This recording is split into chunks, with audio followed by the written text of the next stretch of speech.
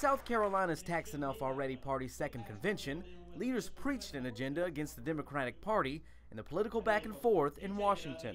We should be passing Republican-flavored legislation out of a Republican-controlled House. On Saturday, Congressman Jeff Duncan spoke in front of a crowd of a little more than 200 people, and he explained how he likened the gun control debate to soldiers returning home from the Revolutionary War. And when we drafted the Constitution and adopted it in 1787, and they came back and put the Second Amendment in there, they didn't say, oh, you can have a squirrel rifle or a deer rifle or a shotgun, but you can't have those rifles you took off those British soldiers. That's wrong. No, they didn't do that. Those weapons were the AR-15s of the day. There were no restrictions placed on those weapons by our founding fathers.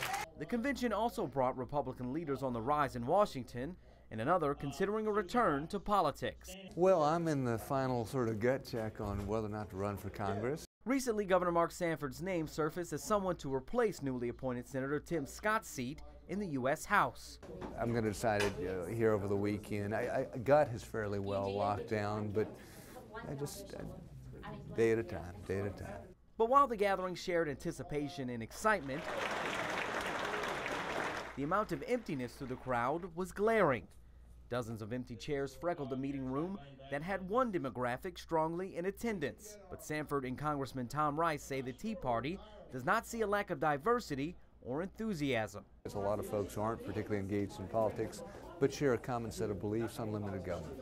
They are vocal and concerned about the issues of the day. They're vocal and concerned about the continuation of our freedoms in our country.